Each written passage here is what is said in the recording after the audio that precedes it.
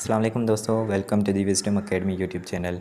पिछली वीडियो में हमने 600 तक एमसीक्यूज़ कवर कर लिए हैं। आज की इस वीडियो में हम 601 से स्टार्ट करेंगे। तो आज का हमारा पहला क्वेश्चन है, sir Syed Ahmad Khan retired as a जज इन। सर सैयद अहमद ख़ान ने जज के तौर पे कब रिटायरमेंट दी थी? तो इसका आंसर है 1876। Question number 602, when Shah Waliullah died. Shah Waliullah का इंतकाल कब हुआ था? तो इसका आंसर है 1762 को। Question number 603, who was appointed the first principle of Darul Uloom Deoband. Darul Uloom Deoband के पहले प्रिंसिपल किन को अपॉइंट किया गया था? तो इसका आंसर है Maulana Mohammad Qasim. Question number 604, who floated the idea of establishment of Anjuman Himayat Islam. Anjuman Himayat Islam की एस्टेब्लिशमेंट का आइडिया किसने दिया था? तो इसका आंसर है Munshi Chiraguddin. Question number 605, when sir Stafford Cripps announced his formula to seek the cooperation between the National Congress and Muslim league.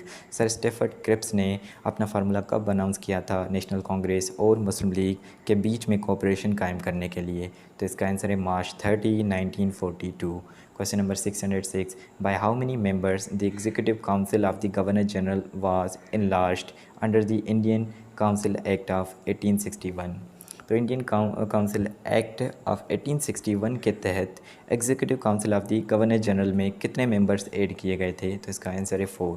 Question number 607, where during the war of independence was sir Syed Ahmad Khan working or posted.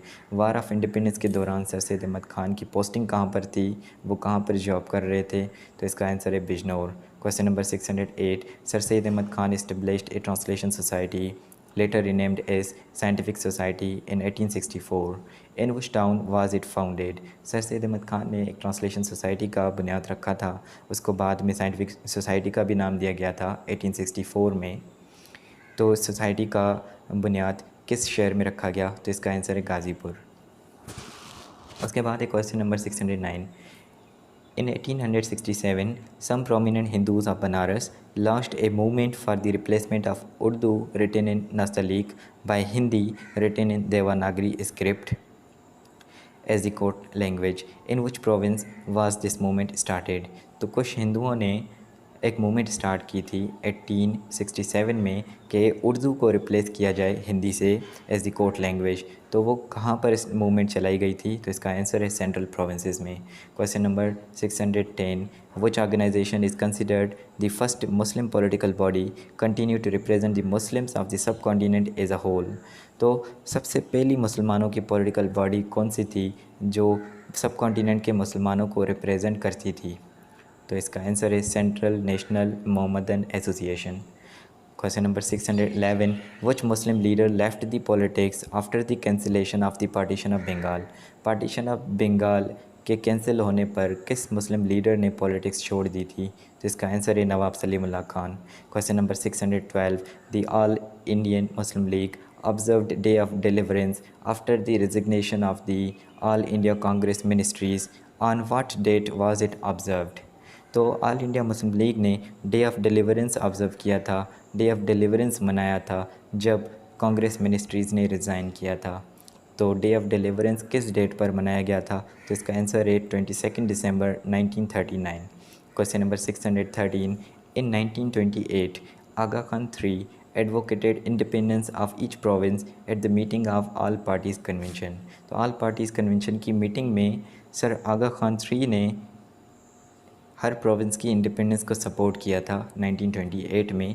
वो meeting किस शहर में हुई थी? तो इसका answer है Calcutta. Question number 614, who was first appointed Nazim of Nadwatul Ulama in 1883। 1883 में नदवतुल उलमा के पहले नाजिम कौन थे? तो इसका आंसर है मौलाना Shibli. Question number 615, Clive in one of his gazettes made it mandatory that no Muslim shall be given any employment higher than that of chaprasi or a junior clerk has recorded by। तो Clive ने ये लाजमी करार दिया था कि किसी भी मुस्लिम को चपरासी या जूनियर क्लार्क से ज़्यादा बड़ी जॉब नहीं देनी। तो ये किस हिस्टोरियन ने लिखा है या रिकॉर्ड किया है? तो इसका आंसर है Hasan इस्फानी। Question number 616, the first issue of Maulana Abdul Kalam Azad's Al Hilal newspaper came out on। Abdul Kalam Azad साहब का जो न्यूज़पेपर था अल हिलाल, उसकी फ़र्स्ट इशू कब हुई थी? तो इसका आंसर है 13 जुलाई 1912। Question number 617। At the annual session of Anjuman-e-Himayat-e-Islam in 1911, Iqbal's poem was recited poetically called।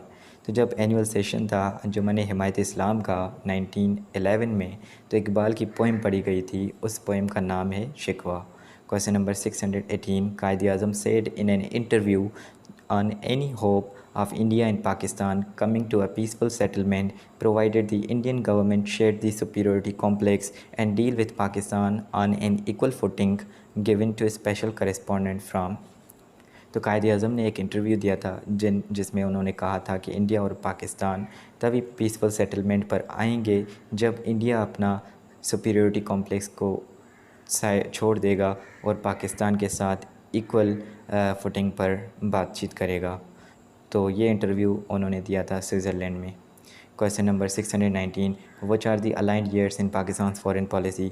Pakistan की फ़ॉरेन पॉलिसी में अलाइंड ईयर्स कौन से हैं? तो इसका आंसर है 1954 से लेकर 1962 तक। Question number 620। In 1917, Khedi brothers suggested a plan of partition of India in conference of the Socialist International held in। तो 1917 में खेड़ी ब्रदर्स ने पार्टीशन ऑफ इंडिया का प्लान सजेस्ट किया था एक सोशलिस्ट इंटरनेशनल कॉन्फ्रेंस में। वो कहाँ पर हुई थी? तो इसका आंसर है Sweden. Question number 621। relics of stone tools found in caves in terraces that date back to Pleistocene period have been discovered in।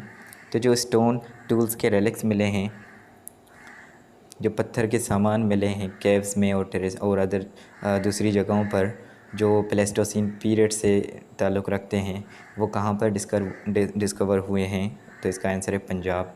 Question number 622। Recent earthquake of October 2005 was result of. जो 2005 का earthquake आया था पाकिस्तान में, वो किस वजह से आया था? तो इसका आंसर है tectonic dislocation. Question number 623। Anjuman e Islamia Punjab was founded for the Renaissance of Islam in the year। Anjuman e Islamia Punjab का बुनियाद इस्लाम को रेनेसेंस करने के लिए रखा गया था किस साल में? 1859 में। Question number 624। The Simon commission arrived in India on. Simon commission India में कब पहुंची? तो इसका आंसर है 3 फरवरी 1928 में। Question number 625। The British Prime Minister Ramsay MacDonald announced the Communal Award in 1932 at the end of। जो ब्रिटिश प्राइम मिनिस्टर थे Ramsay McDonald, उन्होंने कम्युनल अवार्ड 1932 अनाउंस किया था at the end of second round table conference, जब second round table conference ख़त्म हो रही थी। Question number 626। Who rejected the verdicts of jurists that idol worshippers are liable to be murdered। किसने reject किया था जूरिस्ट के वर्डिक्ट्स को के आइडल वर्शिपर्स को मार दिया जाए? तो इसका आंसर है Shamsuddin Altamash. Question number 627। Who constructed 5 canals to remove scarcity of water. Scarcity of water को ख़त्म करने के लिए 5 कैनाल्स किसने बनवाए थे? तो इसका आंसर है Feroze Shah Tughlaq. Question number 628। Who is the author of Hunter पर हंटर। हंटर पर हंटर के मुसन्निफ़ कौन हैं? तो इसका आंसर है मौलाना Zafar Ali Khan. Question number 629। Who drafted Wardha scheme under the guidance of Gandhi. Wardha scheme किसने लिखी थी गांधी की गाइडेंस में? तो इसका आंसर है doctor Zakir Hussain. Question number 630। CENTO was signed on. CENTO कब साइन किया गया था? तो इसका आंसर है 24 फरवरी 1955 इन बगदाद। तो पाकिस्तान ने सेंटो को साइन किया था 24 फरवरी 1955 में बगदाद में। तो दोस्तों ये थे हमारे आज के कुछ क्वेश्चंस। मज़ीद क्वेश्चंस के लिए मिलते हैं अगली वीडियो में। तब तक के लिए इजाज़त। अल्लाह हाफ़िज़।